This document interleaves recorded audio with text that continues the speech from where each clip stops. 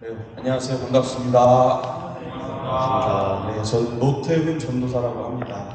목사님께 소개받은 대로 지금은 앞으로 또 사역을 위해서 준비하고 기도 중에 있고요. 저는 대구가 참 좋아요. 왜냐면은 대구에서 저도 3년, 4년간 사역을 했기 때문입니다. 반응이 없으시네요. 네. 대구 사람도 아니던데? 황급한데?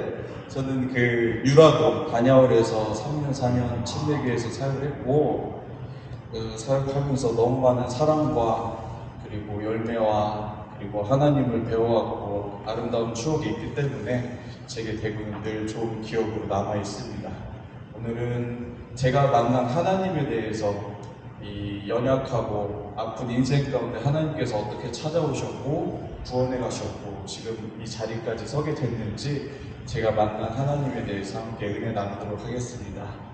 할렐루야. 네. 그런데 성경은 이렇게 말씀하고 있습니다. 믿음은 들음에서 나고 들음은 그리스도의 말씀이다. 우리가 하나님의 말씀을 들을 때 우리 안에 하나님의 말씀, 성경에 기초한 믿음이 생긴다는 것이에요. 아멘이시죠? 그런데 그냥 들어서 되는 게 아니라 성경은 또 이렇게 말씀하고 있습니다. 나를 사랑하는 자들이 나의 사랑을 이루며 나를 간절히 찾는 자가 나를 만나리라.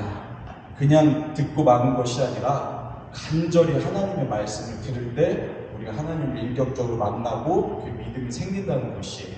이 간절하다라는 이 히브리어라는 어떤 의미냐면은 동트기 전에 가장 어두운 새벽을 의미합니다.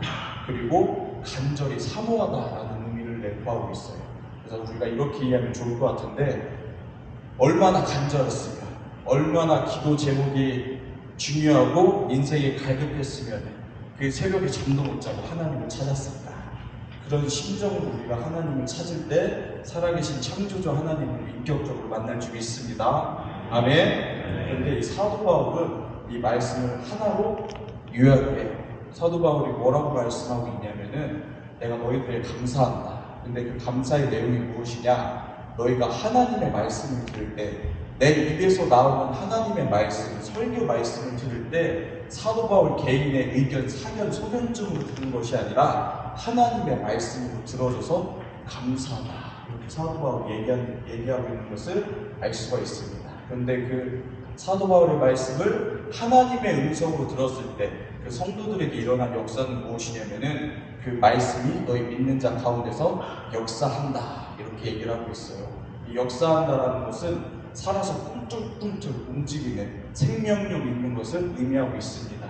이 시간 우리가 간절히 하나님의 말씀을 들을 때 그 말씀에 기초한 믿음이 우리 안에 새겨지고 말씀이 우리의 인생을 좁은 길로 인도하는 그 복된 시간 될 줄 믿습니다. 할렐루야. 이제 간증을 시작할 텐데 저는 첫대로 예수를 믿고 있습니다. 첫대로 예수를 믿고 작년 12월에 부모님 전도했어요. 하나님 때문에 죽을 뻔했는데 저희 집안 배경이 어땠냐면은 친가에 무속인이 있었습니다. 무당 할머니가 계셨고요. 그리고 외가에도 무당 할머니가 계셨대요. 근데 저희 집 제사의 규모가 굉장히 컸다고 합니다. 제가 한 번은 치유센터에 청년을 방문을 했는데 그곳에서 원장님으로 계셨던 분이 이런 얘기를 하시더라고요. 그 형제의 집안 제사의 규모가 우리 센터에 한 2만여 명 가까이 왔다 갔는데 10손가락 안에 든다. 그러니까 제사도 크고 무당이 있는 집안이었습니다. 그리고 저희 집은 굉장히 큰 역기능적인 가정이었어요. 어땠냐면은 1년 365일 중에서 저희 집은 360일을 싸웠어요. 안 싸운 오히려 언제냐? 추석, 설날, 연휴. 여기 할머니 댁 가야 되니까. 거기서는 싸우지 못하고 1년 365일 중에 360일을 싸우는 가정이었습니다. 저랑 동생이랑 싸우고 저랑 엄마랑 싸우고 엄마랑 아빠랑 싸우고 아빠랑 저랑 싸우고 서로가 편이 없어요. 그냥 서로 다 싸우는 거예요. 하루에 2차례, 3차례 싸우는 그런 가정이었는데 그러다 보니까 어린 제 마음에 알게 모르게 그런 아픔들이 쌓였던 것 같습니다. 아픔과 상처와 슬픔과 분노, 억압들, 그런 부정적인 감정들이 제 안에 차곡차곡 쌓이게 되었던 것 같아요. 그리고 중학교 2학년이 됐는데 저도 모르게 방황을 하기 시작합니다. 방황을 어느 정도로 했냐면은 저는 가출하고 옥상에서 신문지 덮고 잤어요. 학교도 나가지도 않고 그때 이제 내신으로 뭐 이제 특목 가는 그 시절이었는데 그 특목고 갈 수 있는 성적이 나왔음에도 불구하고 집안이 맨날 먹고 싸우고 있는 어린 아이의 마음이 안정이 안 되잖아요.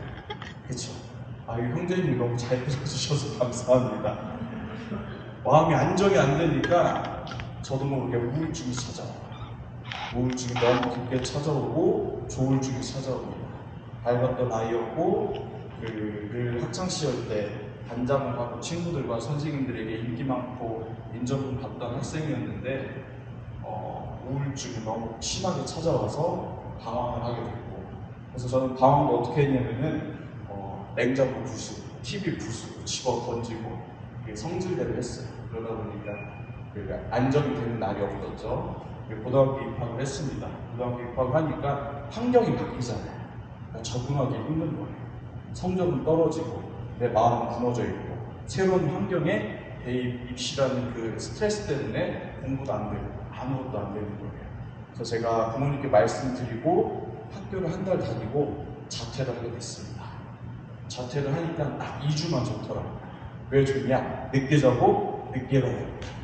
근데 2주 후부터 제 마음에 어떤 그런 불안한 두려움이 생기냐면은 나 이제 어떻게 해야 되냐.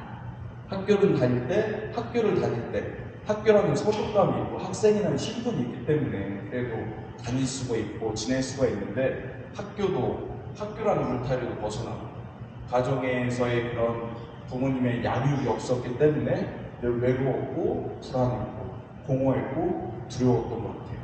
근데 우울증이 너무 심하게 찾아오니까 학교를 다닐 수가 없었고 방황을 더 깊이 더 크게 하게 되었습니다. 그래서 저는 그때마다 옥상에 많이 올라가서 담배를 폈던 것 같아요. 왜 그렇게 옥상이 좋았는지 모르겠는데 옥상에 올라가서 아버지 담배 훔쳐서 담배 피고 또 집 앞에 상가가 있는데 상가 끝에 보면은 맨 꼭대기에 교회 십자가탑 있잖아요. 그쵸? 근데 저는 그 십자가탑까지 올라가서 십자가 밑에서 담배 피고 했습니다. 방황을 하던 그 아픔 가운데 또 조울증이 찾아왔어요. 어떤 조울증이었냐면은 너무 우울하니까 이 감정 때문에 제가 살 수가 없는 거예요. 그래서 제 살고자 하는 방법 중에 하나가 17살 때 친구들은 학교 가는데 저는 공원으로 조기축구하러 왔습니다. 여기서 좀 웃어도 돼요. 여기서는 조기축구하러 갔는데 아침에 이제 해 맞고 땀 흘리면 기분이 좋아지잖아요. 그러면서 제가 아직도 기억나요. 2005년 7월달에 17살 7월달에 아저씨들이 볼 한 번 차고 7시 7분에서 8분으로 넘어가는 그때 제가 스스로 뭐라고 했었냐면은 지금 내가 이렇게 힘들어도 내가 열심히 노력하면 나아질 거야. 이렇게 고백을 했었던 것 같아요. 근데 나아졌을까요? 안 나아졌을까요? 안 나아졌죠. 그때 잠깐이죠. 집에 오는데 또 현실이잖아요. 현실 가운데 엄마랑 싸우고 아빠랑 싸우고 방황과 폭력과 그런 불안 가운데 하루는 부모님이 새벽에 크게 싸우시더라고요. 왜 싸우느냐? 저희 아버지가 저희 어머니에게 뭐라고 얘기하냐면은 집에서 애들 관리를 어떻게 했길래 교육을 어떻게 했길래 애가 저 모양 저 꼴이 되고 저희 어머니는 아버지에게 이렇게 말씀합니다.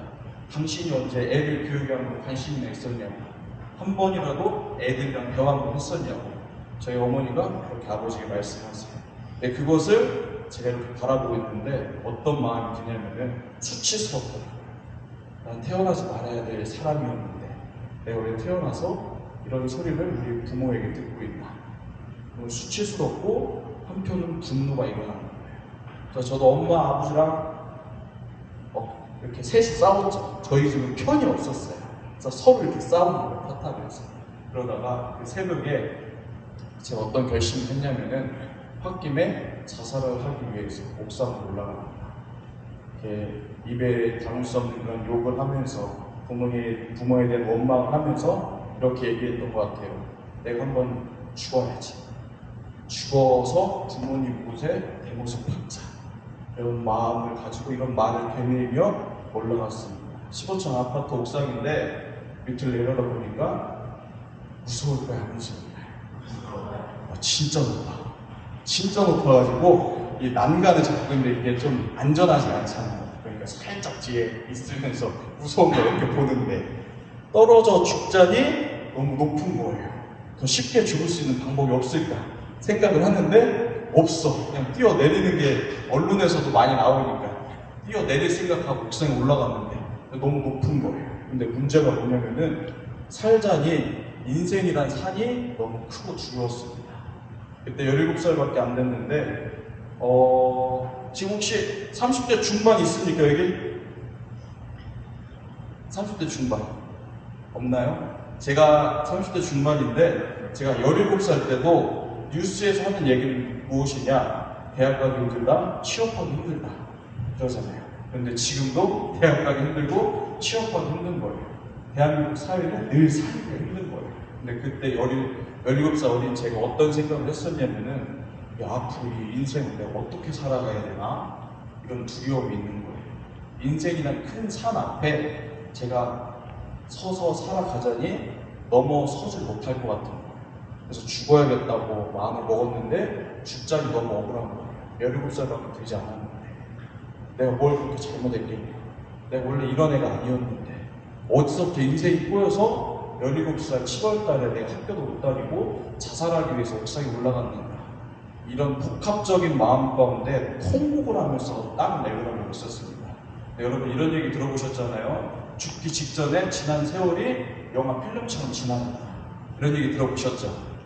이게 사실일까요? 사실이 아닐까요? 사실이요. 진짜 샥샥샥샥 지나가면서 유치원 때부터 아주 어릴 때부터 행복했었던 제 모습들을 떠오르니까 더 서러워서 울게 되더라고요. 호흡을 가다듬고 있습니다. 호흡을 가다듬고 이제 떨어져서 생을 마감해야지. 이런 마음으로 몸을 던지려고 하는 그 순간에 우리와 같은 음성이 들려와요. 어떤 음성이냐? 자살하지 마라! 자살하면 지옥 가기 힘들어도 내려가서 살아라! 할렐루야! 정말 제 온몸 모든 세포를 깨워서 흔드는 어떤 음성이 들려오는 거예요. 정말 또렷하게 이렇게. 그래서 제가 너무 놀래가지고 제 뒤에 누가 있나 어떤 아저씨가 부른 줄 알고 그만큼 선명한 음성이었기 때문에 그래서 제가 뒤를 딱 돌아봤는데 아무도 없는 거예요. 근데 그 음성이 제 온몸을 다 일깨웠기 때문에 놀랬고 다리에 힘이 풀리면서 진짜 후들후들 떨리는 거예요. 그래서 제가 그 옥상에서 주저앉았습니다. 근데 그 짧은 순간에 하나님께서 은혜를 주신 게 무엇이냐면은 판단을 하게 하세요. 어떤 판단이냐? 내가 이 인생이 힘들어서 자살하기 위해서 올라갔는데 본능적으로 지옥 가면은 말도 안 되게 힘들 것 같은 그 생각이 드는 거예요. 아멘. 그래서 제가 뭐라고 되뇌었냐면은 살아도 힘들고 죽어도 힘들고 어차피 힘들면은 덜 힘든 데서 사는 게 맞지. 지옥은 절대 가면 안 되지 하면서 제가 내려왔습니다. 살아계신 하나님께 영광의 박수 올려드립니다. 할렐루야. 근데 저는 그 당시에 하나님의 음성인지도 몰랐어요. 그냥 제 내면에서 올라온 어떤 소리, 생각짐이라고 생각을 했는데 그 다음날 늦지막히 일어났습니다. 그리고 제 책상에 앉아서 제 다리를 두 책상 위에 놓고 의자를 뒤로 까딱까딱하는 그런 자세 있죠. 알죠? 그런 자세로 얼마나 교만하고 건방지게 하나님께 기도했냐면은 제가 이렇게 기도했어요. 하나님이 진짜 살아계시다면 나 좀 살려주세요. 하나님이 진짜 살아계시고 신이면 나 하나 정도 살리는 건 일도 아니지 않잖아요. 이렇게 기도를 했던 것 같아요. 제가 어렸을 때 초등학교 때 교회 다녔던 기억이 있었기 때문에 하나님 유일신이라는 그런 믿음이 있었던 것 같아요. 천국과 지옥이라는 복음을 들었기 때문에 본능적으로 지옥은 가면 안 되겠다라는 믿음이 있었던 것 같아요. 성경은 무엇라 말씀하고 있습니까? 나를 사랑하는 자들이 나의 사랑을 입으며 나를 간절히 찾는 자가 나를 만나리라. 할렐루야. 여러분 한번 생각해 보십시오. 17살 그 꼬맹이가 얼마나 삶이 힘들었으면 자살하려고 했겠고 그 다음날 얼마나 온몸이 마음이 만신창이었겠어요. 성경은 또 이렇게 말씀하고 있습니다. 여호와께서 구하시는 제사는 상한 10년이라 여호와여 상하고 통회하는 마음을 멸시하지 않으신다고 성경은 말씀하고 있어요. 우리가 잘 아는 팔복의 시작이 뭐죠? 10년이 가난한 자는 복이 있나니 천국이 그들의 것이니로다. 할렐루야. 여러분 얼마나 간절하고 가난했겠습니까? 그래서 하나님께 기도했어요. 이렇게 하나님 있으면 살려주세요. 하나님 있으면 살려주세요. 나 정말 힘들어서 죽을 것 같아요. 하나님 살아계시면 나 좀 살려주세요. 이렇게 기도를 했는데 우리 하나님 응답하셨을까요? 그냥 지나치셨을까요? 네, 응답하셨으니까 여기 있겠죠. 그 기도 후에 제게 기적이 일어났습니다. 저희 집은 저희 아버지께서 공부를 많이 하시고 책을 많이 보셨기 때문에 일반 가정집이었는데 보통 소파 있는 자리가 있잖아요. TV 있으면 맞은편에 소파 있는데 저희 집은 TV가 있고 맞은편에 책장이 있었어요. 그러니까 아버지가 얼마나 고단수였냐면 TV를 사놓고 TV를 보지 못하게 소파를 없애버리셨어요. 그리고 그 자리에 책장 수백 권의 책들이 있었는데 그런 기도를 드리고 제 방에서 거실로 지나갑니다. 17살 7월달에 2005년 7월달에 지나가는데 책장 맨 끝에 맨 아래 책에서 빛이 반짝반짝 나는 거예요. 마치 제가 중학교 2학년 때 참 좋아했던 자겸이라는 여자친구를 복도에서 처음 보고 그 친구 뒤에서 후광이 나는 것을 보고 사람에서 빛이 난다는 것을 처음 경험했었는데 마치 그런 경험처럼 맨 아래 맨 구석 책장에서 빛이 반짝반짝 나요. 내가 너무 심신이 지쳐 있었기 때문에 저도 모르게 무엇에 홀린 듯이 가서 책을 꺼내 들었습니다. 무슨 책이었을까요? 성경책. 할렐루야. 제 아버지께서 예수를 믿지도 않고 집안에 교회 다니는 사람도 없었는데 교양 쌓으라는 목적으로 만화로 된 성경책 신구역을 두셨더라고요. 옆에는 뭐가 있었냐면은 그리스 로마 신화 만화 전체 우리 다 어렸을 때 봤던 거 만화로 된 거 그게 있고 맨 구석 아래 신구약 성경책이 있습니다. 무엇에 홀린 듯이 가서 성경책을 꺼내 읽는데 성경은 뭐라고 말씀하고 있습니까? 하나님은 빛이시다. 할렐루야. 예수께서 이르시되 나는 세상의 빛이다. 아멘. 여러분, 성경은요 빛된 주님의 말씀을 기록한 진리의 생명의 책인 줄 믿습니다. 아멘. 그 성경책을 창세기부터 만화니까 금방 읽혀지잖아요. 창세기부터 읽는데 믿겨지는 거예요. 성경은 그 말씀을 열면, 율법을 열면 그 성경에서 빛이 비춰지는데요. 율법을 열면 빛이 비치어 우둔한 사람을 깨닫게 한다고 성경은 말씀하고 있는데, 자, 창세기부터 신약까지 읽어 나가는데 깨달아지는 거예요. 어떤 깨달음이냐? 하나님 살아계시는구나. 교회 가면 살 수 있구나. 그런 믿음이 제 안에 성경을 읽으면서 생기기 시작하는데, 여러분 한번 생각해 보십시오. 며칠 전까지만 해도 우울증에 자살하려고 했던 애. 근데 성경을 읽는데 소망이 생겨나요. 어떤 소망이냐? 교회 가면 살 수 있다. 교회 가면 살 수 있다. 이 소망이 생겨나면서 생전 단 한 번도 경험해보지 못한 제 안에 평안과 기쁨이 이렇게 일어나는 것을 경험했습니다. 성경은 무엇이라 말씀하고 있냐면은 성령의 능력으로 소망이 넘치게 하기를 원한다. 그렇게 말씀하고 있습니다. 성령이 역사하면 역사하실수록 우리 비덥고 힘든 이 대한민국 사회 가운데 우리는 세상의 순리를 역행하고 빛된 성령으로 말미암아 진리로 좁은 길 걸을 줄 믿습니다. 할렐루야. 성경을 읽었어요. 아, 교회 나가야겠다. 그래서 돌아오는 주일날 17살밖에 안 된 제가 어떻게 교회를 갔냐면은 혼자 교회 갔어요. 그냥 혼자 그 주중에 교회 집 앞에 있는 교회 가서 목사님 제가 교회를 좀 다니려고 하는데 학생부 예배가 몇 시입니까? 주일날 오전 9시예요. 그럼 저 그때부터 올게요 하고 인사하고 나왔어요. 그리고 어떻게 보면 새신자잖아요. 그쵸? 처음 혼자 가는 것도 은혜고 신기한데 친한 친구가 바로 옆동에 살았는데 같은 교회 다녔던 거예요. 그래서 친구한테 전화해서 자매님 반응 좋습니다. 할렐루야. 제 친구한테 전화해가지고 야 아무개야 나 이번 주부터 교회 갈 거니까 나 좀 데리고 같이 나가라 이렇게 얘기를 했는데 친구가 늦잠을 자가지고 제가 친구 집에 가서 깨워가지고 새신자가 귀신자를 깨워서 교회를 갔어요. 그게 2005년 7월달 17살 때 이야기입니다.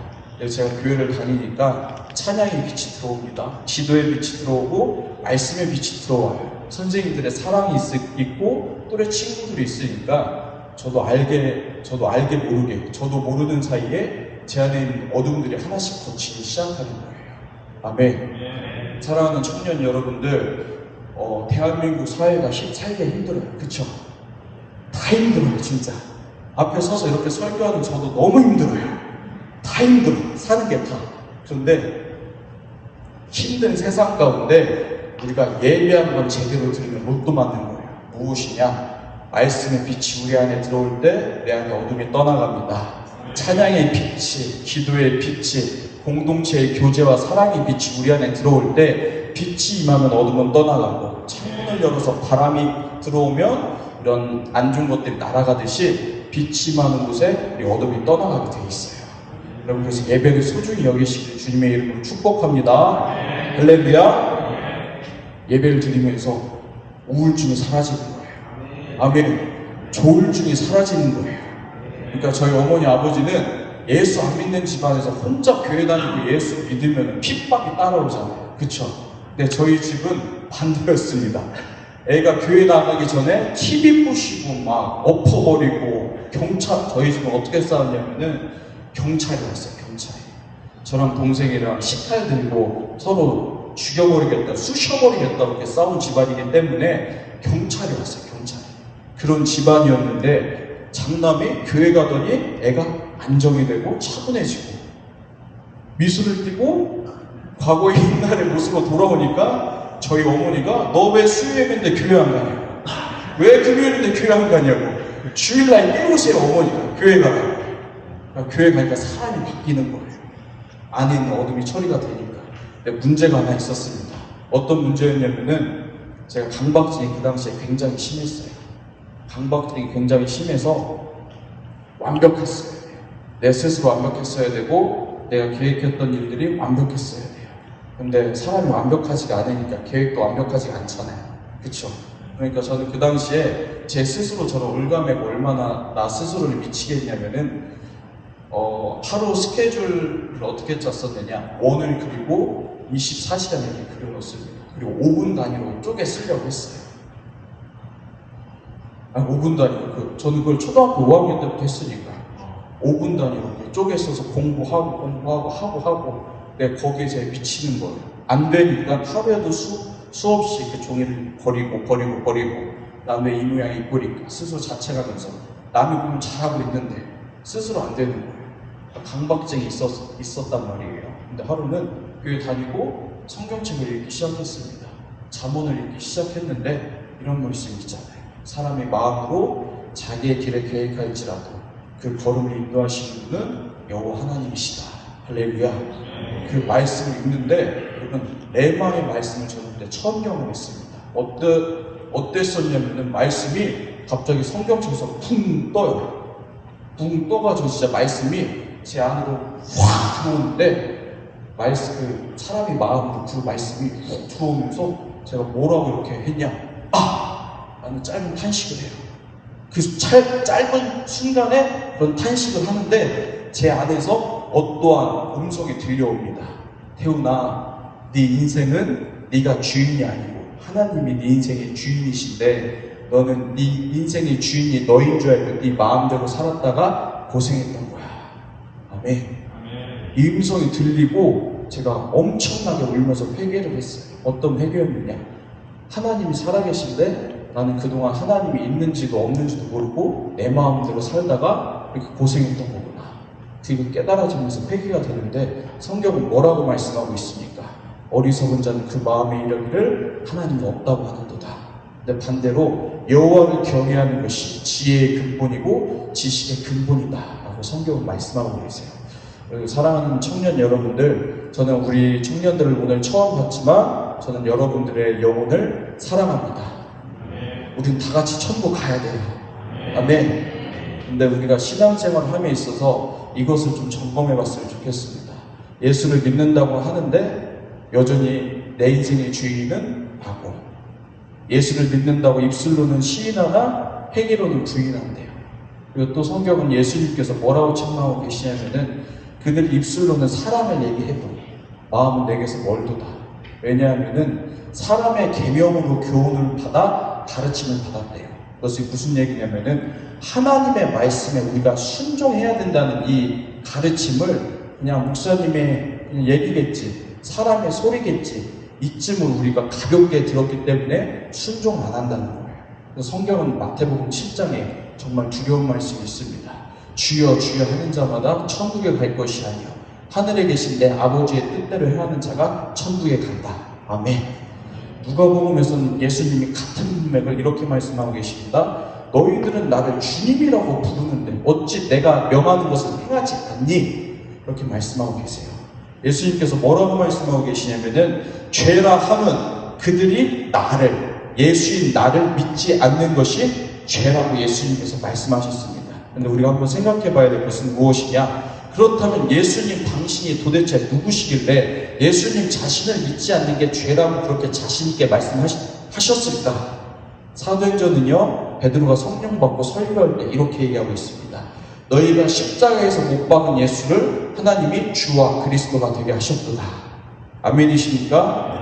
우리가 명심해야 될 것은 무엇이냐면은 우리는 예수님을 내 인생의 메시아, 그리스도 구원자로만 알아요. 분명히 맞죠. 예수님 내 인생의 구원자이십니다. 할렐루야. 예수가 곧 길이요 진리요 생명이니 예수로 말미암지 않고서는 하나님께 갈 자가 아무도 없다고 성경은 말씀하고 있어요. 그런데 구원자보다 앞에 나와 있는 단어는 무엇이냐? 너희가 십자가에서 못 박혀 죽인 예수를 하나님이 주와 그리스도가 되게 하셨대요. 아멘. 구원자이시면서도 예수님 우리의 주님이십니다. 왜 아멘 소리가 작아요? 아멘. 예수님 우리의 인생과 모든 우주 만물과 모든 피조세계의 주인이신 줄 믿습니다. 아멘. 창조자와 피조물이에요. 창조자는 우리를 돌볼 권리가 있고 피조물인 우리는 창조자의 돌봄 가운데서 그분에게 순종해야 되어야 할 의무가 있습니다. 이것이 바른 관계 하는데 정작 내 생활 가운데서 교회가 아닌 내 삶터, 일터, 가정 가운데서 학교, 직장 가운데서 누가 주인입니까? 내가 주인 아닙니까? 제가 그래서 죽을 뻔했어요. 그래서 제 신앙생활 그때 모토가 뭐냐면은 내가 사람처럼 살기 위해서는 하나님을 절대 떠나면 안 되겠다. 하나님의 말씀에 순종하는 것이 내 신상의 복이구나. 제가 그때 17살 때 그걸 깨달은 거예요.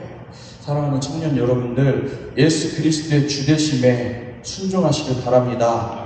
아멘. 그분은 우리를 억압하고 옥죄는 분이 아니세요. 우리가 순종의 개념, 누구에게 다스림을 받는 것을 부담스러워하는 거, 본능적으로 싫어하고 배척하고 부담스러워하는 이유가 무엇이냐면은 세상의 권세자, 세상의 통치자들은요, 힘의 논리로 우리를 굴복시키려고 해요. 돈이 있기 때문에 그 돈으로 우리의 시간과 능력과 에너지를 사용합니다. 가불관계예요. 그런데 우리가 섬기는 우리 주 예수 그리스도는 힘의 논리, 폭력의 논리로 우리를 다스리시는 분이 아니라 우리를 사랑하시되 죽기까지 사랑하신 하나님의 아들이신 줄 믿습니다. 아멘. 그 사랑을 우리가 인격적으로 아는 분량만큼 이 순종은요 자연스럽게 되어지는 거예요. 그래서 그리스도의 사랑이 우리를 강권하시는도다 이렇게 우리에게 말씀하고 있는 이유가 뭐냐면은 내가 살아계신 창조주 하나님의 크신 위엄과 그 크신 분이 나 같은 죄인을 구원하시기 위해 독생자 예수 그리스도를 보내셨다라는 그 사실이 인격적으로 내가 경험되어지는 분량만큼 그분의 사랑 앞에 무릎 꿇고 손 들고 순종할 수 있다는 것입니다. 그런 인격적인 사랑의 교제권으로 들어가시길 주님의 이름으로 축복합니다. 할렐루야. 여러분 한번 생각해 보십시오. 얼마나 제가 하나님의 사랑에 미쳤겠어요.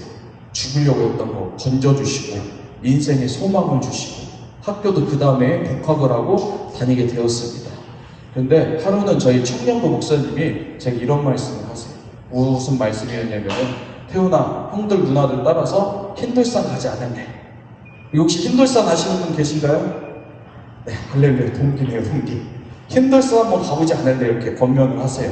저는 그때 힌들산이 교회 다닌 지 1년밖에 안 됐기 때문에 여름 수련회 입고로 바다 놀러 가는 것쯤을 생각하고 있어서 당연히 바다는 아니더라도 산이니까 계곡은 있겠지 그 생각으로 따라갔습니다. 네, 수원 힌들산으로 갔는데 전국에서 모인 그 또 청소년 예배가 아니라 청년부 누나 형들 예배니까 얼마나 뜨거워요. 형들 누나들 예배 가운데 가니까 이게 주눅이 들잖아요. 야, 나는 교회에서는 맨날 내가 예배 때 나만 울었기 때문에 내가 믿음 제일 좋은 줄 알았는데 여기는 다 울어. 예배도 시작 안 했는데 다 오는 거예요. 울면서 기도를 하는 거예요. 형들 누나들이. 그래서 그 영적인 분위기에 압도되고 첫째 날 저녁 집회가 시작됐습니다. 저는 그때 당시에 찬양만 시작하면 눈물이 났어요. 왜 울었냐면은 하나님 구원해 주신 것도 너무 감사한데 삶이 너무 힘들었어요. 예수를 믿어도 내가 하나씩 안에서 바뀌는 거지. 엄마 아빠는 맨날 싸우고 있으니까 힘들잖아요. 그러니까 찬양만 하면 우는 거예요. 그때 기도할 줄도 모르고 그냥 예배 가기 전에 교회 화장실 가서 휴지 한 움큼 떼가지고 눈물 닦고 콧물 풀 준비하고 예배당에 들어갔습니다. 힌두스탄 월요일 첫날 저녁 집회 시작하는데 눈물이 터져 나오는 거예요. 왜 눈물이 터져 나오냐? 힘드니까. 사는 게 힘드니까. 그때는 18살 때 얘기인데 힘드니까 울기만 했던 거지 기도할 줄도 몰랐어요. 찬양 이렇게 시작하는데 갑자기 제게 어떤 그런 영적인 체험이 있었냐면은 눈물이 저도 모르게 순간 딱 멈춰지더라고요. 눈물이 딱 멈춰지고 제 안에서 정말 따뜻한 온기 있죠. 따뜻한 온기가 제 온 가슴을 다 이렇게 적시더라고요. 훈훈하게. 그러면서 그때 두 번째 하나님의 음성을 들었습니다. 하나님께서 제게 뭐라고 말씀하시냐면은 태훈아, 내가 너를 사랑한단다. 사랑한단다. 사랑한단다. 사랑한단다. 사랑한단다. 어떤 다른 말씀 하시는 것이 아니라 하나님이 저를 사랑하신다고 사랑한다. 사랑한다. 사랑한다. 그 얘기만 해주시더라고요.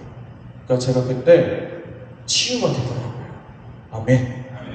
아멘. 어떤 치유였었느냐? 15살, 16살, 17살 그 방황했던 그 질풍노도의 시계 가운데 그리고 그 전부터 있었던 아픔들이 눈녹듯 사라지는 거예요.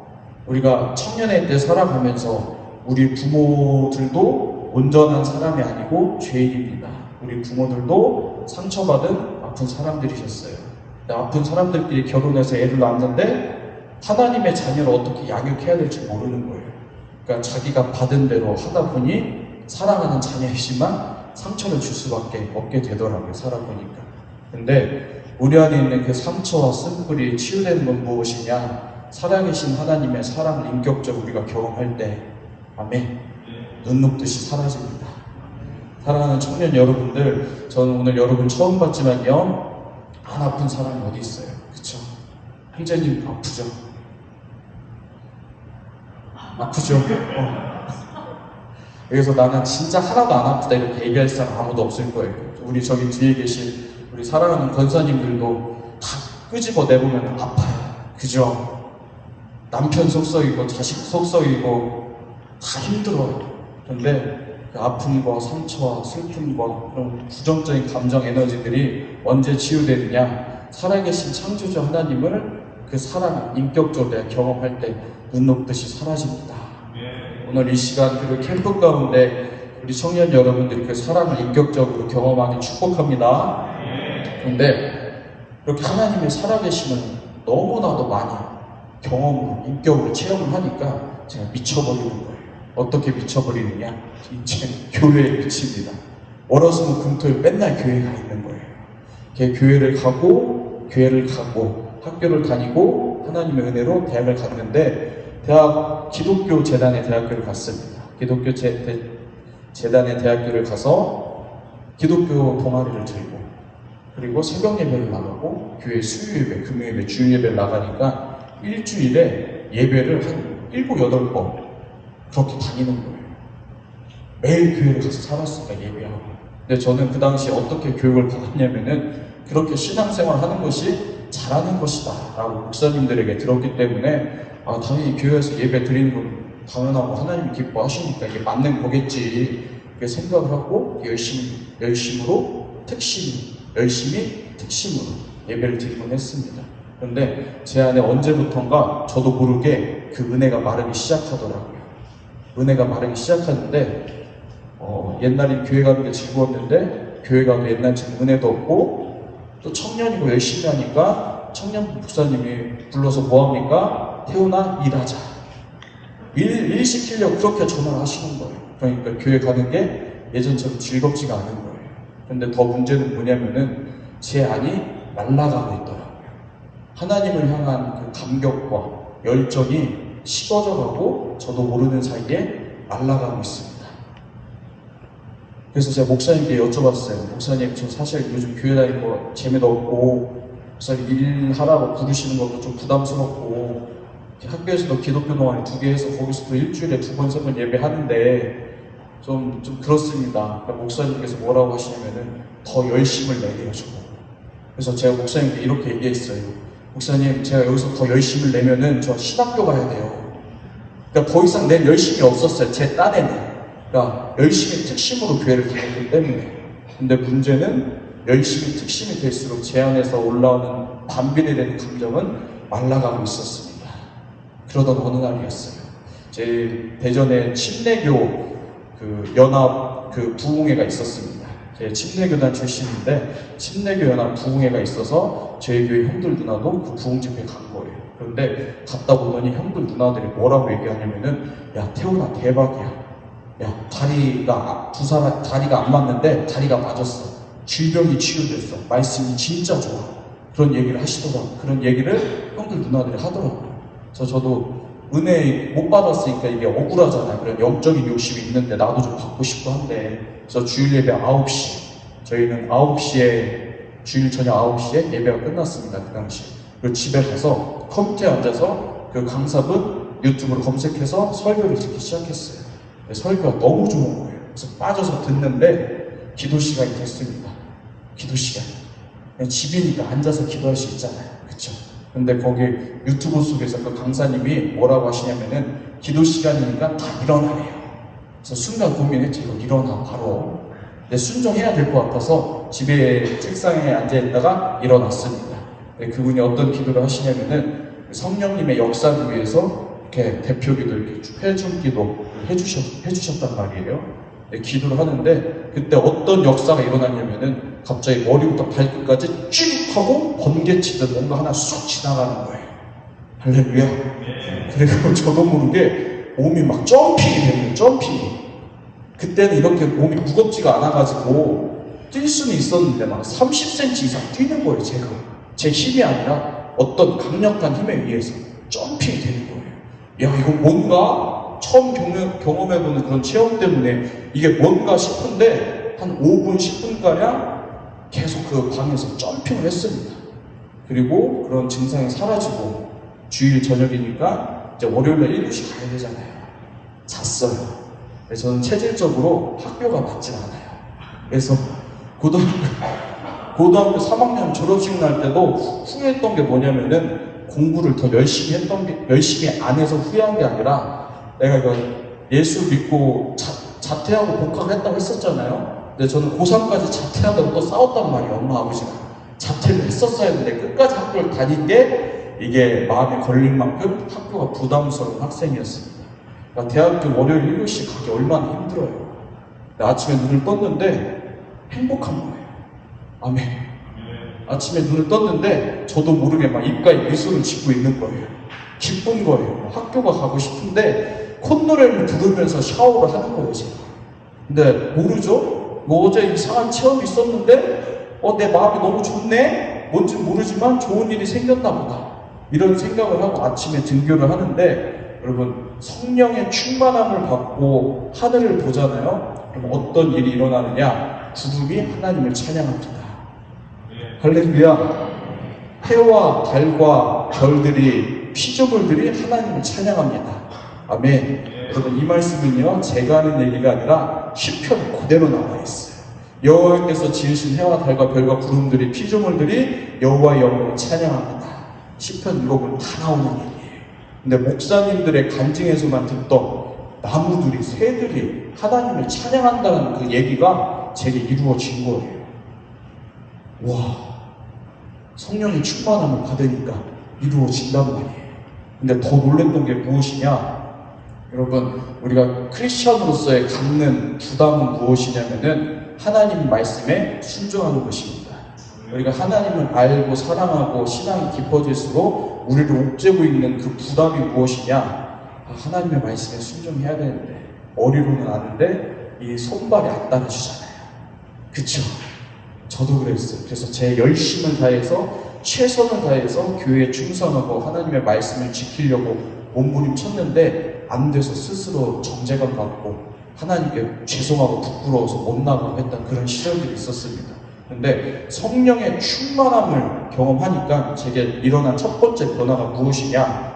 어떤 것이냐면요, 하나님의 말씀을 제가 지키지 않아도 성령에 이끌려서 제가 하나님의 말씀을 순종하고 있더라고요. 아멘. 여러분, 이것이 무엇이냐면은 성령님이 주체신지 아니면 내 열심이 주체인지, 나로부터 시작되는지 성령님으로부터 시작되는지 그거더라고요. 성경은 무엇이나 말씀하고 있냐면은 만군의 여호와의 열심히 이를 이루신다. 아멘. 두렵고 떨림으로 너희 구원을 이루어 가라. 너희 안에서 행하시는 일은 하나님이시니 자기의 기쁘신 뜻을 위하여 너희에게 소원을 두고 행하게 하신대요. 주체가 내가 하는 것이 아니라 우리 안에 계신 하나님께서 자기의 기쁘신 뜻을 위해서 우리에게 소원을 두고 하나님의 말씀을 순종할 수 있게끔 역사하신다는 것입니다. 아멘. 여러분, 오늘 우리 캠프의 그 주제 성구가 성령을 따라 행하잖아요. 성령을 따라 행하라. 그리하면 육체의 욕심을 이루지 아니하리라. 성령은 육체를 거스르고 육체는 성령을 거스러서 이 둘이 서로 대적함으로 너희가 원하는 것은 하지 못하게 한다. 성경 말씀하고 있습니다. 여러분, 이 죄된 육체는 하고자 하는 본능은 무엇이냐? 육신의 정욕과 안목의 정욕과 이생의 자랑, 죄 짓는 것밖에 없습니다. 아멘이시죠? 근데 성령을 따라 행할 때 영으로서 몸의 행실을 죽이는 것이 바로 우리의 신앙생활일 줄 믿습니다. 그래서 성경은 너희가 육신대로 살면 반드시 죽일 것이거든 영으로서 몸의 행실을 죽이면 살리라. 육신의 생각은 사망이요 영의 생각은 생명과 평안이다. 아멘. 영접하는 자, 곧 그 이름을 믿는 자들에게는 하나님의 자녀가 되는 권세를 주셨대요. 아멘이십니까? 근데 하나님의 자녀가 된 우리가 어떻게 살아가야 되느냐? 나의 열심과 최선의 노력으로 하나님을 섬기는 것이 아니라 무릇 하나님의 영으로 인도함을 받아야 하나님의 아들이라 일컬음을 받는다. 무슨 얘기입니까? 여러분, 신앙생활의 가장 중요한 키포인트는 내가 하나님의 성령으로 충만함을 받느냐, 아니면 내가 내 자아로 자아의 충만함을 받느냐, 그 영과 육의 싸움을 좀 있습니다. 아멘. 성령의 충만함 받으시길 주님의 이름을 축복합니다. 아멘. 성령을 받으니까요, 변하는 거예요. 성령의 충만함을 받으니까 여러분, 학교 가는 게 즐겁고 발이 가벼워져요. 인생이 바뀌고 하나님과 더 깊은 교제권으로 들어가게 되고, 하나님의 사랑 때문에 그 사랑에 미쳐서 누가 뭐라고 시키지도 않았는데 캠퍼스 전도를 하고 다닙니다. 그 사랑을 전하지 않으면 가슴이 터질 것 같아서 그냥 전하고 다니는 거예요. 인생이 바뀌는 거예요. 그래서 제가 그때 하나님께서 성령의 충만함을 주시면서 어떤 은혜도 주셨느냐? 방언 은사를 받게 하셨습니다. 아멘. 저는 방언 은사를 굉장히 사모했었거든요. 학생부 회장으로 힌두산에 갔는데 중학교 1학년 친구들은 방언을 받는데 저는 방언을 못 받아서 그게 되게 좀 그렇더라고요. 그래서 하나님께 기도하기를, 하나님 방언 은사 주시면 혀가 마르고 닳도록 기도할 테니 방언 은사 좀 주세요. 기도를 했었는데 안 주셨던 방언 은사를 하나님께서 성령의 충만함을 받자 방언이 열리더라고요. 아멘. 그래서 제가 그때부터 여러분, 여기서 집중하셔야 됩니다. 그래서 세상을 승리하고 돌파할 수 있는 비결, 성경을 말씀하고 있는데 제가 이제 말씀드릴게요. 방언 은사를 받고 제가 22살에 방언 은사를 받았는데 하루에 4시간씩 기도를 하기 시작했어요. 기도하는 게 너무 좋아가지고. 근데 4시간씩 기도하다가 기도를 더 하고 싶은 거예요. 근데 시간을 쪼개도 기도할 시간이 나지 않는 거예요. 그래서 어떻게 하면 더 기도 시간을 늘릴 수 있을까? 그래서 기도하는데 성경을 보면서, 책을 보면서 방언으로 기도하자. 그래서 어떻게 기도했냐면은 예배 드릴 때, 목사님 설교하실 때 저는 방언 기도 안 들리게 했죠. 방언 기도했고, 성경 읽을 때 방언 기도했고, 길을 다니면서 방언으로 기도하기 시작했습니다. 그러니까 4시간 정도 기도하던 기도 시간이 방언으로 한 7, 8시간까지 가더라고요. 근데 기도를 하면 할수록 사도 바울이 뭐라고 얘기했느냐? 쉬지 말고 기도해라. 기도에 항상 힘써라. 기도에 감사하고 깨어있으라. 내가 너희 모든 사람들보다 더 많이 기도하고 하나님께 감사한다. 왜 그렇게 얘기했는지 경험으로 알아지는 거예요. 기도를 하면 할수록 너무 좋아. 할렐루야. 너무 좋은 거예요. 기도를 하면 할수록. 그래서 제가 하나님께 또 기도했죠. 하나님, 더 기도하고 싶은데 어떻게 해야 됩니까? 그래서 제가 그때 22살에 어떻게 그 라이프 스타일을 바꿔왔냐면은 눈 뜨면 방언부터 시작했어요. 길 다니면서 방언했고요. 성경 보면서 수업 들으면서 방언기도 했어요. 학교 열심히 다니고 끝나고 교회 가서 골방에 가서 기도를 했습니다. 그래서 그렇게 22살 때부터 하루에 10시간, 12시간 평균적으로 10시간, 12시간 이렇게 기도를 하는 거예요. 그래서 그 당시 우리 교회 여동생들은 저한테 뭐라고 했었냐면은, 오빠, 목회할 사람이 기도를 그렇게밖에 안 해서 되겠냐, 가서 14시간씩 해라. 우리는 그렇게 했어요. 그러니까 애들이 자기들 노는데 껴주질 않는 거예요. 태훈이 오빠는 목회할 사람이니까 지금부터 기도를 해야 돼. 그러니까 애들이 안 껴주고 다 골방으로 내쫓는 거예요. 같이 교회 이렇게 수련회 와고, 맡기는 거는, 야, 내가 회장하고 싶어. 형은 기도부장 하세요. 기도 인도하라고 시키고. 걔 기도에 미치는데, 기도하면 할수록 성령의 충만함이 부어집니다. 할렐루야. 기도 입구로 성령 충만이에요. 기도하면 할수록 성령의 충만함을 받고, 성령 충만하면 할수록 더 기도를 하고 싶고, 많이 하고 싶고, 깊게 들어갈 수가 있는 것이에요. 그러니까 기도와 성령 충만의 선순환이 제 인생을 이렇게 바꿔가기 시작했습니다. 그런데 여기서 또 우리 청년들에게 나누고 싶은 얘기는 뭐냐면은, 그렇게 하루에 평균 10시간 이렇게 방언으로 기도하던 차에 저도 이렇게 수련회를 참석을 했어요. 수련회 참석했는데, 일본 선교사님이 설교를 하실 때 뭐라고 말씀하시느냐, 그 DFC라는 대학교 선교단체, CCC에서 파생된 선교단체였는데 그 활동을 했었습니다. 그 수련회에서 선교사님이 뭐라고 하시냐면은, 대학까지 와서 캠프 오는 니들 중에 목회자나 선교사가 나와야 된다, 이 한마디를 하시는데, 저는 그게 하나님이 제게 직접 하시는 주님의 음성으로 들리는 거예요. 그래서 제 안에서 거룩한 부담감이 올라오면서 하나님께 뭐라고 이렇게 투정을 부리냐면은, 하나님, 내가 언제 목회하겠다고 했으니까 싫다고, 이제 예수 믿어서 이제 좀 숨통 트였는데 내가 언제 목회하겠다고 기도라도 했냐고, 엄마 아빠 예수가 믿고, 저는 그 당시에 침대원은 목사님, 장로님, 아들, 딸들만 가는 줄 알았어요. 진짜로. 아니, 내가 어떻게 갑니까? 이렇게 따졌었는데, 하나님께서 그날 저녁에 기도 가운데 또 한 번 선명한 감동으로 제게 무엇이라 하시냐면은, 태훈아, 네가 나를 위해서 목숨을 바친다고 기도하지 않았니? 그러면서 점점점점이라는 하나님의 감정까지 고스란히 말씀 전해지더라고요. 근데 제가 그 음성을 듣고 다시 한번 라는 짧은 탄식과 하나님 앞에 항복을 했어요. 왜냐하면은 여러분, 초입부에 말씀드렸던 17살 옥상님이 있죠. 얼마나 감사해요.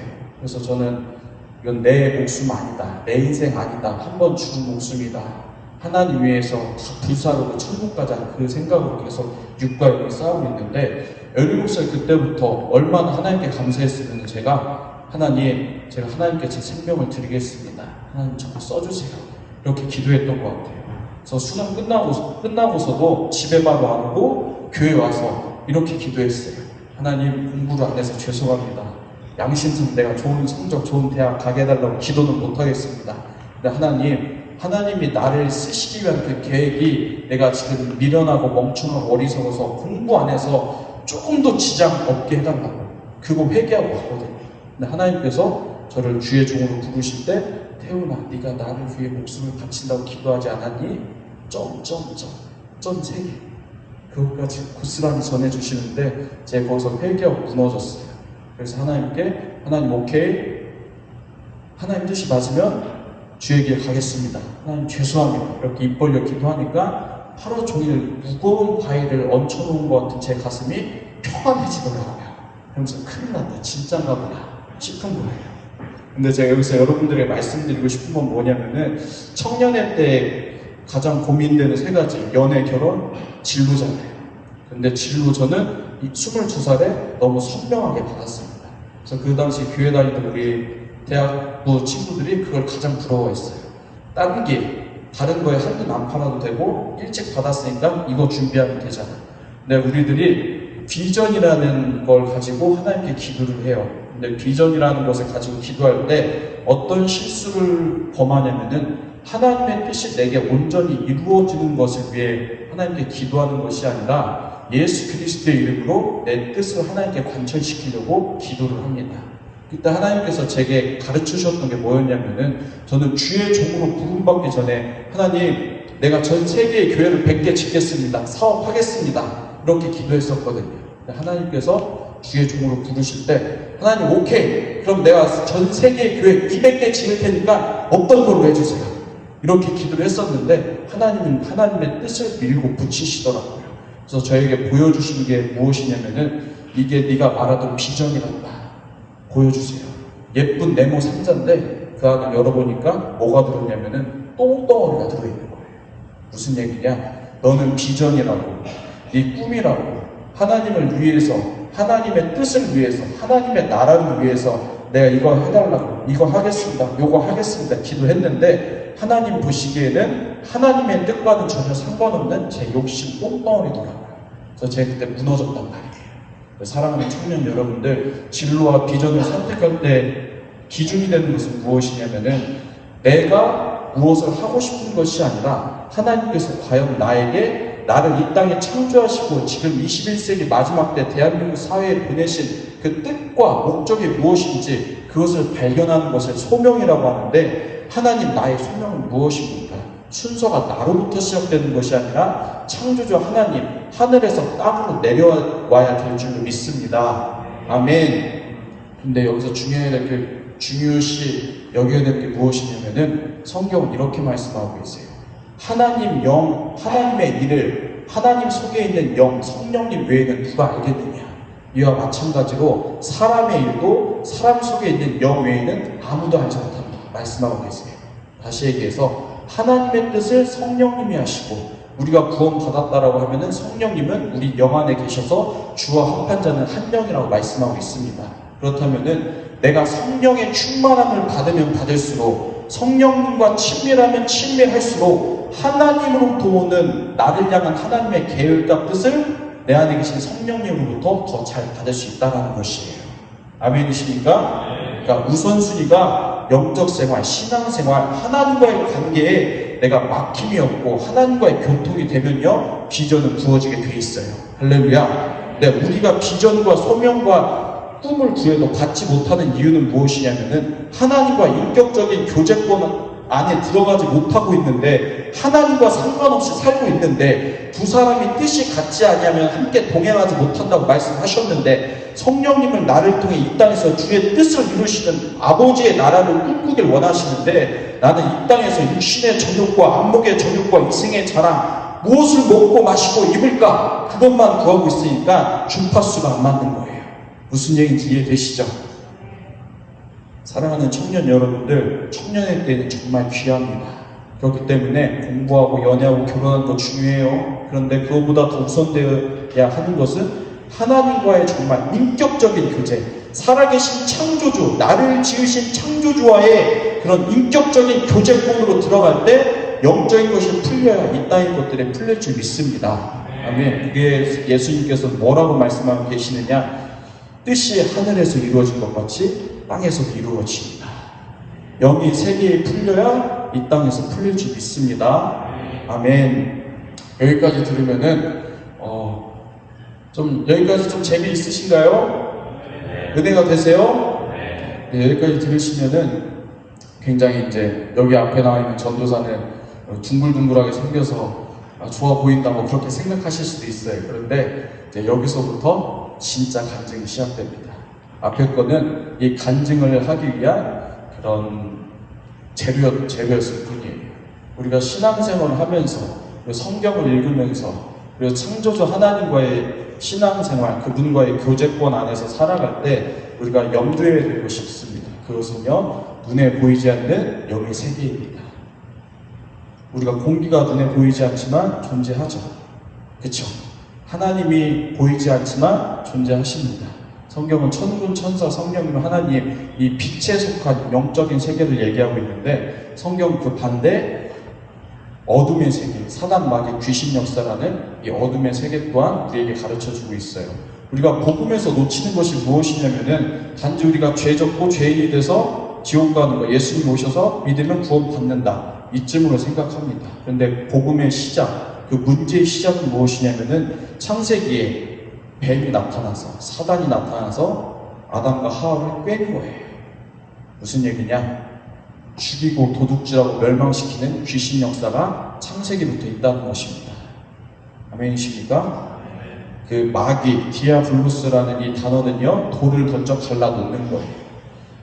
뱀이 아담과 하와를 죄짓게 해서 하나님의 영이 떠나서 하나님과 단절된 죄인의 삶을 살게 만든 것처럼, 지금도 살아서 우는 사자처럼 두루 다니며 삼킬자를 찾는 이 사단, 마귀, 귀신 역사는요, 우리 눈에 보이지 않지만 지금도 하나님과 나 사이를 갈라놓아서 그 마귀의 통치 안에서 우리를 지옥 끌고 가려고 쉬지 않고 일하는 줄 우리가 명심해야 됩니다. 그래서 우리가 신앙생활을 해야 될 때 정말 중요하게 알아야 될 게 무엇이냐면은 이 귀신 역사예요. 그래서 지금부터 이 귀신 역사에 대해서 얘기를 할 텐데, 증조할머니들도 무당이 있고 제사의 규모가 컸습니다. 얼마나 방황을 했겠어요. 근데 그런 방황 가운데 제가 20살 때 허리를 다칩니다. 제가 지금 허리에다가 인공 고용 삽입물을 넣는 큰 수술을 했는데 20살 때 허리가 다쳤어요. 그래서 병원에 입원해서 21살, 20살 병원에 입원해서 입원 치료 받기도 하고 굉장히 힘들었습니다. 허리가 얼마나 심각했었냐면은 저는 버스를 못 탔어요. 왜냐면 턱 넘을 때 들리잖아요. 근데 그게 너무 아파서 택시도 못 탔어요. 왜냐면은 자가용도 못 탔어요. 왜냐면은 차문을 열면은 고개부터 들어가야 되는데 고개가 안 젖혀지는 거예요. 그래서 뛰지도 못하고, 그래서 그 허리 때문에 공익근무 판정 위원을 받았습니다. 그런데 제가 21살 9월 달에 우리 교회에 대한민국에서 치유 강사로 유명하신 목사님이 치유 부흥회를 하고 오신다는 거예요. 그래서 간절한 소망을 가지고 하나님 허리 좀 낫게 해주세요. 이거는 뭐 그런 수준이 아니라 일상생활을 못했으니까 그런 소원을 가지고 기도를 하고 예배에 갔는데, 첫째 날부터 하나님께서 제 허리를 만지시기 시작했습니다. 할렐루야. 거기에 계셨던 집사님들, 교회 성도님들이 치유가 됐어요. 아프신, 예를 들어서 어깨가 아프신 분은 어깨가 막 이렇게 돌아가면서 치유가 돼요. 제가 충격받았던 게 뭐냐면은 어느 대학교 음악과 교수님이셨어요. 근데 그분이 꼽주셨어요. 꼽주셨는데 그 집회여가지고 우두둑 빡빡빡 소리가 나더니 꼽주가 들어가고 펴지는 거예요. 할렐루야. 그런데 그 역사가 제게도 일어나니까 허리가 아프니까 허리가 이렇게 막 돌아가기 시작했습니다. 허리가. 그러니까 얼마나 감사해요. 허리 다쳐서 공익으로 빼줬는데 허리 고쳐주시니까. 남자들 할렐루야. 얼마나 할렐루야예요. 그런데 문제가 있었습니다. 진짜 문제도 많은 인생이네요. 문제가 있었던 게 뭐냐면은 21살 9월 달에 허리가 막 돌아가기 시작해요. 근데 문제가 뭐냐면은 다른 집사님들, 성도님들은 하루 며칠 아픈데 움직이다가 허리 멈춰요. 그리고 깨끗하게 나았대요. 그래서 저는 21살 9월 달부터 23살 3월 달까지 허리가 계속 돌아갔습니다. 안 믿기죠? 21살 9월부터 23살 3월 달까지 서 있으면 막 이렇게 허리가 돌아가고 이렇게. 어떻게 돌아갔냐면은 어떤 보이지 않는 힘이 허리를 자꾸 막 돌리는 거예요. 그래서 수업 시간에 앉아서 대학교 강의 들어야 되니까 앉아있으면 막 이렇게 목이 돌아가는 거예요. 그래서 교수님이 너 직장에 있냐고, 왜 그렇게 목을 돌리고 있냐고. 공에 가서도 계속 이렇게 돌렸거든요. 허리가 이렇게 돌아가니까. 근데 그게 너무 길어지는 거예요. 연수로는 3년, 개월수로는 만 1년 7개월 정도 이렇게 돌아가는 거예요. 안 믿기시죠? 근데 새롭게 와서 작가랑 미팅할 때도 PD님이랑 작가님도 안 믿기어 하시더라고요. 진짜 돌아간 게 맞냐고. 그래서 저는 제가 알고 우리 교회분들 다 봤고 우리 부모님들이 봤고 친구들이 봤으니까 증인들이 얼마든지 데려올 수 있는데, 하루는 저를 참 아껴주신 집사님께서 제게 이런 말씀을 하십니다. 태훈아, 허리 그렇게 돌아가는 거 좀 이상하다. 좀 이상하다. 많이 이상한 거죠. 근데 이상하다 하시는 말씀이, 집사님이 어느 목사님께서 운영하시는 카페를 알려줄게. 거기 이제 영적인 글들 많이 적혀 있는데 한번 읽어봐라. 그리고 목사님이랑 상담도 할 수 있으니까 네가 도움을 받을 수 있을 것 같다. 그래서 카페를 알려주셨습니다. 인터넷 카페. 제 인터넷 카페에 접속해서 글들이 있는데 영적인 세계에 대해서 써 놓으셨고 그 축기 사역을 전문적으로 하시던 분이더라고요. 축기 사역이 뭔지 아시죠? 귀신 쫓는 거. 예수님이 하셨던 거. 귀신 쫓고 병 고치고 설교하시고 말씀 가르치셨던 거. 그 중에 하나 귀신 쫓는 사역을 하시던 목사님인데 댓글로 달았습니다. 목사님 여차저차해서 허리가 1년 7개월 동안 돌아가는데 그냥 계속 돌아가요. 어떻게 해야 돼요? 하니까 목사님의 그 댓글로 형제님은 전화를 좀 했으면 좋겠다. 전화를 해서 좀 상담했으면 좋겠다 해서 전화를 했습니다. 목사님께서 이것저것 체크하시더라고요. 방언하냐? 합니다. 방언해봐라. 퀄리시, 캬요, 알리시. 잘하네. 성령의 임재를 위해서 기도하시는데 잘 느끼네. 그런데 태훈 형제의 성령의 역사는 치유는 깔끔합니다. 그렇게 지저분하지 않습니다. 혹시 악한 영이 귀신이 장난치는 거일 수도 있으니 기도를 해봐도 될까요? 이렇게 물어보시고 어떻게 해요? 예, 목사님 해주세요. 이렇게 해야지. 우리 청년 너무 얼었어. 풀어도 돼요. 저 표정이 너무 얼었어. 그래서 목사님께서 기도를 해주시는데 살다 또 그런 경험을 처음 해보네요. 어떤 경험이냐면은 제 속에서 제가 아닌 어떤 다른 인격이 훅 올라와요. 그래서 뭐라고 하냐면 내 입을 통해서 뭐라고 하냐면은 아이씨 들켰네? 이런 감탄사는 더 크게 해주셔야 돼요, 권사님. 아이씨 들켰네? 이런 내 속에서 내가 얘기하는 거 아닌데. 그러면서 목사님이 그래요. 언제 들어왔어? 어렸을 때부터 들어왔대요. 너 누구야? 나 할머니고 할아버지고 외할아버지 막 우리 조상 죽은 귀신이라고 그러는 거예요. 노태원 왜 들어왔어? 죽이려고 들어왔대요. 왜 노태원 왜 죽여? 노태원은 하나님의 존귀한 아들이야. 할렐루야. 귀신이 뭐라 하는 줄 아십니까? 노태원 이 새끼만 살면은 죄송해요. 비속어 좀 들어가. 리얼리티를 살리기 위해서 노태원 이 새끼만 살면은 얘네 가족, 얘네 친척, 수많은 사람들이 살아서 하나님께 돌아갈 텐데 너 같으면 노태원 이 새끼 하나 죽이자. 언제 걔네들한테 들어서 죽이냐? 이러는 거예요. 귀신이 내 속에서. 그래서 귀신이 울부짖죠. 뭐라고 하냐면은 목도 내가 들렸고 목 아까 돌아갔다고 했잖아요. 목도 내가 들렸고 허리도 내가 들렸대. 그래서 고백을 하는 거예요. 얘가 뭐라고 하냐면은 내가 노태원 이 새끼 죽이려고 얘네 엄마 아빠 동생 나 하나씩 다 잡아가지고 맨날 싸웠다고 했잖아요.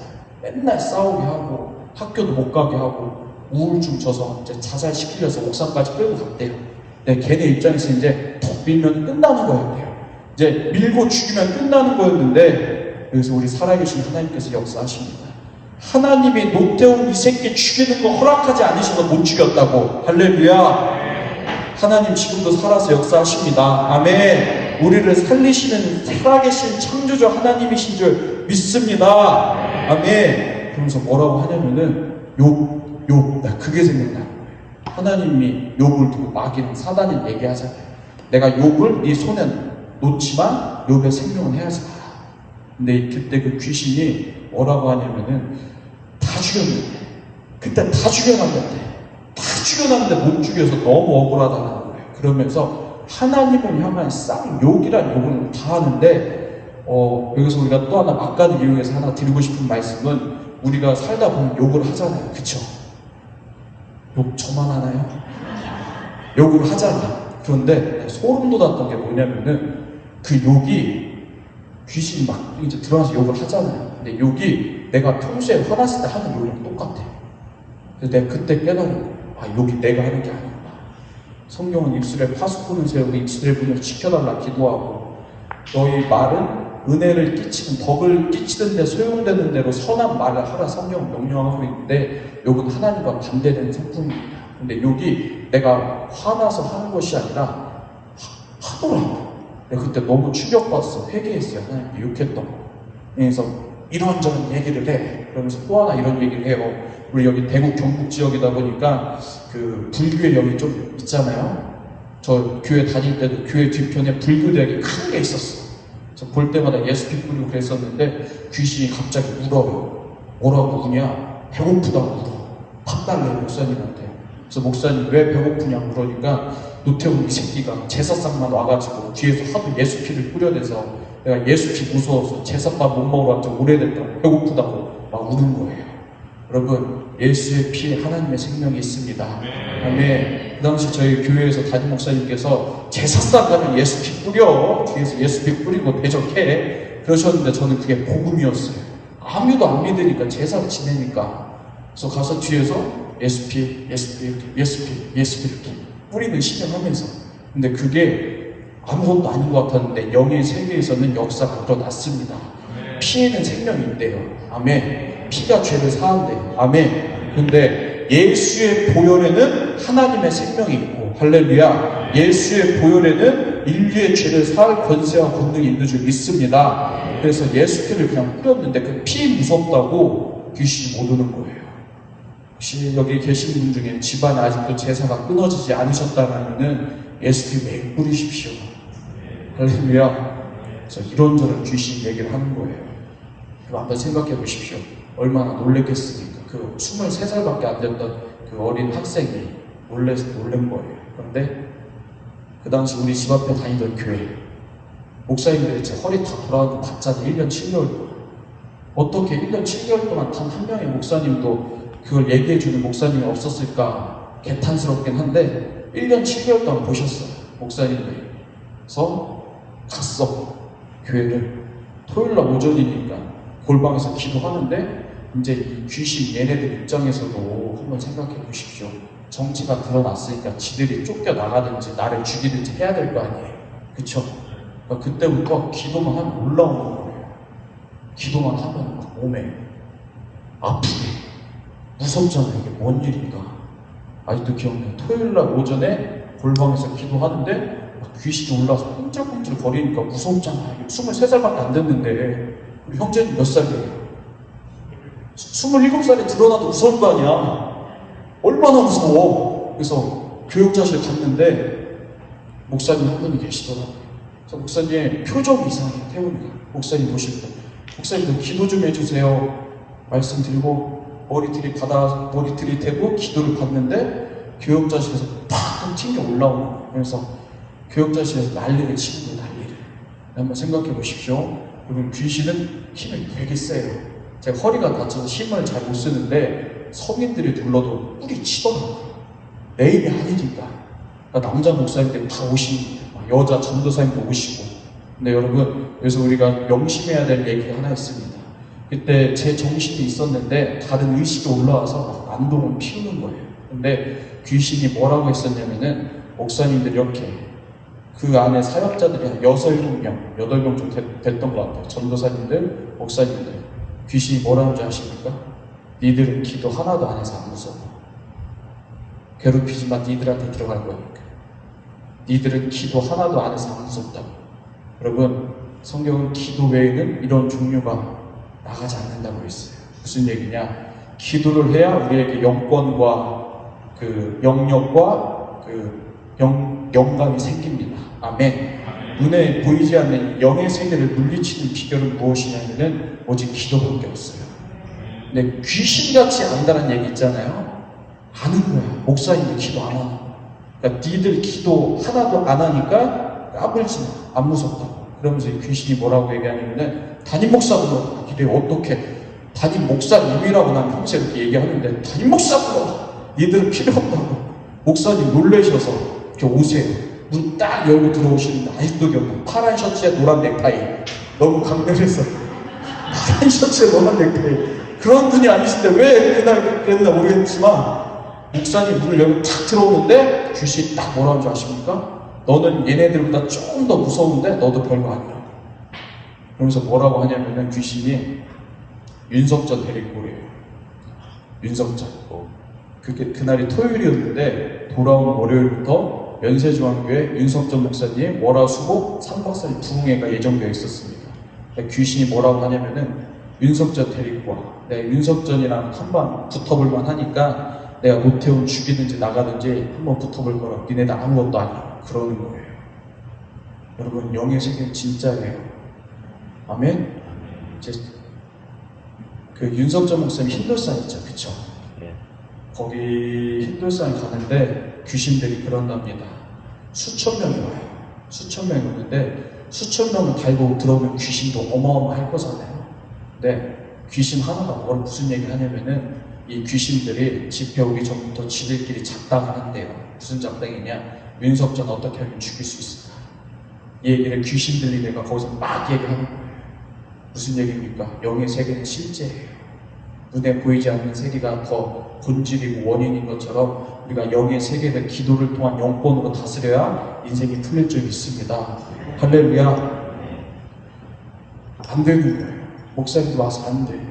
쫓아지지도 않고 막 난리만 치는 거예요. 근데 몸의 증상이 어땠냐면은 이게 너무 아파요.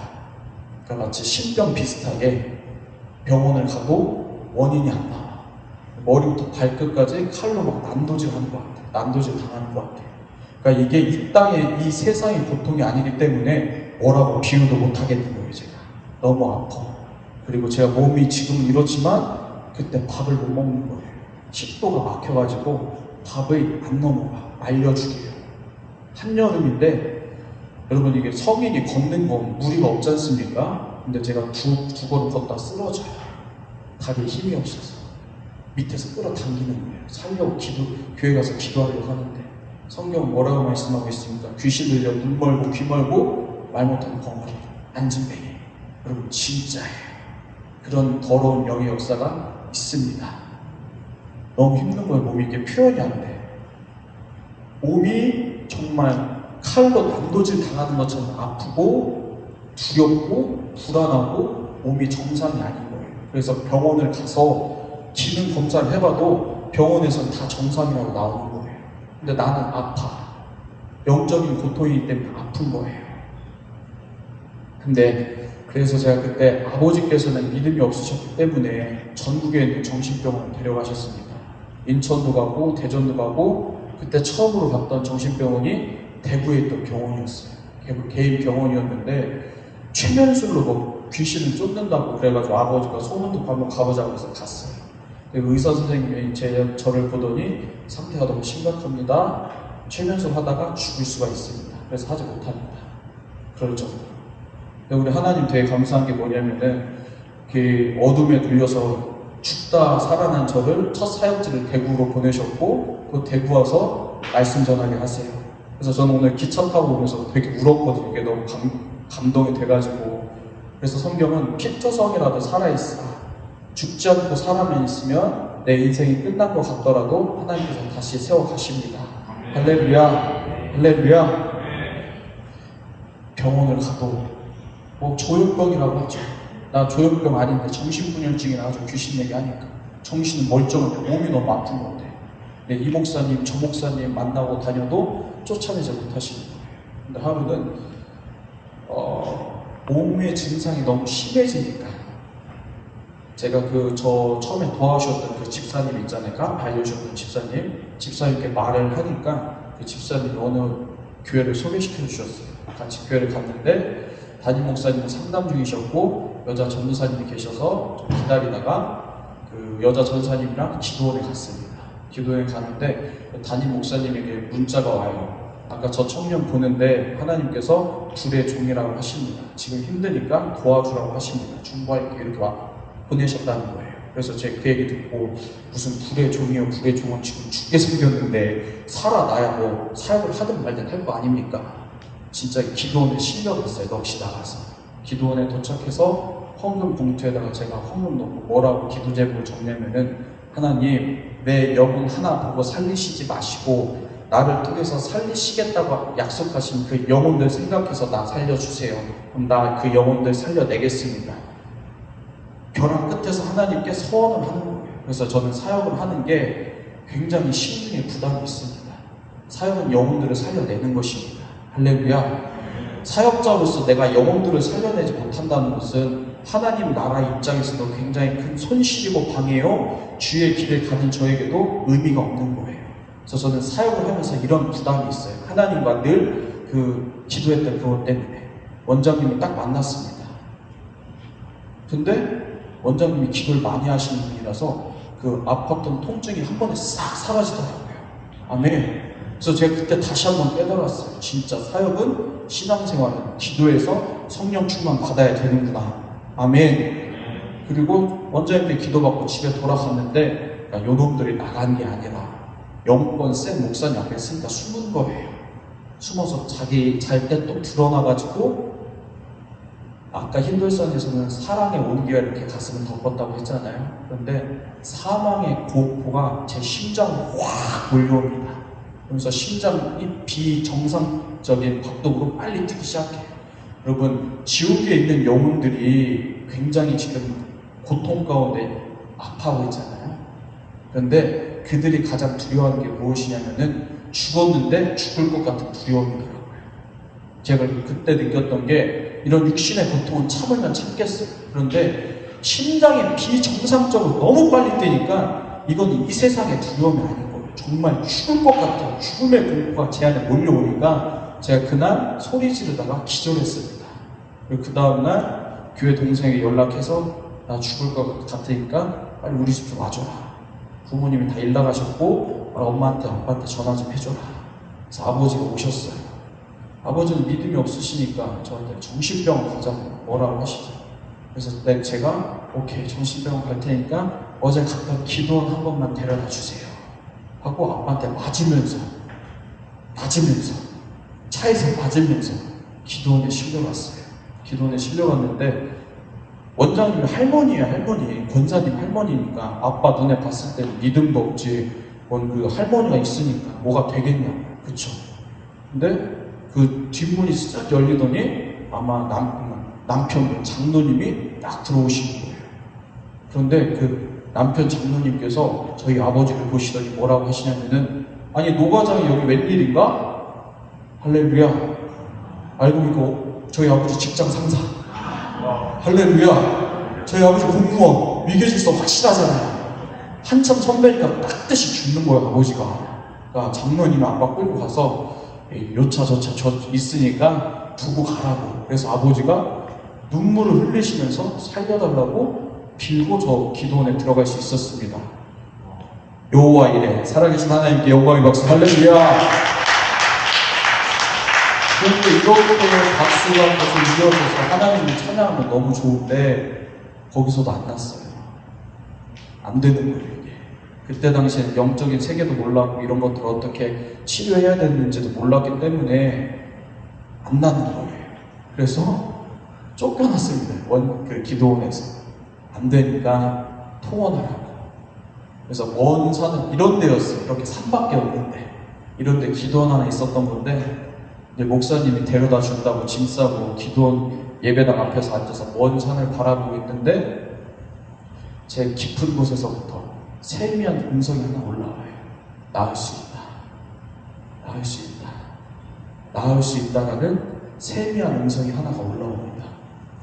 그리고 기도원에서 집으로 갔는데 낳기는 뭐가 납니까? 기도원에서 실려가고 집으로 와서 저는 두 번째 허리 수술을 하게 됐어요. 허리가 완전히 작살이 났기 때문에 병원에서도 이거는 50대, 60대 사람 허리지 청년 20대 허리가 아니라 이렇게 3년 돌아갔으니까 당연히 아팠겠죠. 혹시 사진 지금 준비됐나요? 좀 확대 가능할까요? 허리 수술하고 뒤에 있는 공원에서 산책하다가 엄마가 찍어주신 거예요. 여러분, 저 때가 23살인데 10년이 지난 지금이랑 지금은 더 낫죠, 얼굴이? 아멘 좀 해.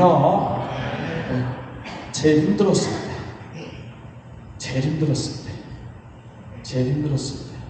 때 소망 없이 허리도 수술해서 복대 차고 와가지고 태어나고 생활을 했습니다.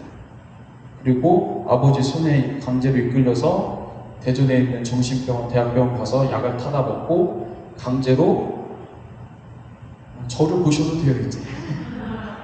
약을 먹고 안정을 취하고 깊은 우울증 가운데 술과 담배 없이는 살 수 없는 나날들을 보냈습니다. 저는 그 자리에서 담배 막 12대를 피고 저를 학대했어요. 계속 맥주를 마시면서 틀어지고 취해 있었던 것 같아요. 소망이 없으니까. 근데 그러던 어느 날 주일날에 교회도 못 가고 놀이터 벤치에 앉아서 담배를 태우려고 불을 붙이는 그 순간에 또 한 번 하나님께서 제게 말을 걸어오십니다. 태우나 회개하고 돌아와야지. 너무 또렷하게 들렸어요. 근데 제가 하나님께 말씀드리기를, 하나님 알아요. 내가 이러면 안 되는 거 알고 회개하고 하나님께 돌아가야 되는 줄 아는데, 하나님 내가 지금 하나님께 돌아갈 힘이 없어요. 근데 나 하나님 안 떠날 거예요. 하나님 때가 되면 나 하나님께 돌아갈 거예요. 그리고 담배를 버려버렸습니다. 그리고 제게 며칠 있다 기적이 일어났습니다. 이제 여기서부터 표정을 피셔도 좋습니다. 이제 하나님의 또 드라마틱한 역사함이 있는데, 제가 그때 공익근무를 했어요. 허리가 다쳐가지고 지하철 야간 그 기지에서 경비 근무를 했었는데, 밤새 할 게 없잖아요. 그러니까 인터넷 하는 것도 지치고 하다가 갑자기 문득 뭐가 생각나냐면은, 저희 고모가 권사인데, 권사님이 태훈아 이런 간증 영상이 있으니까 한번 봐봐라 하던 게 생각이 나서 그 새벽에 유튜브에 찾아서 봤는데, 이 악한 영의 역사들이 얼마나 악랄하게 사람을 죽이고 도둑질하고 멸망시키는지 간증한 그 목사님의 예배 설교더라고요. 그거를 듣는데 회개가 되기 시작했습니다. 내가 잘못 살았구나. 예수를 성경대로 믿었어야 되는데 예수를 내 맘대로 믿었구나. 성경의 믿음대로 믿었어야 되는데 예수를 내 신념대로 믿었구나. 그게 깨달아지면서, 야, 내가 이런 체험도 있고 체험도 있었는데 하나님과 상관없이 내 맘대로 살았구나. 이게 깨달아지는 거예요. 저 그 야간 기지에서, 경비실에서 새벽 내내 울면서 회개했습니다. 하나님 도와주세요. 살려주세요. 잘못했습니다.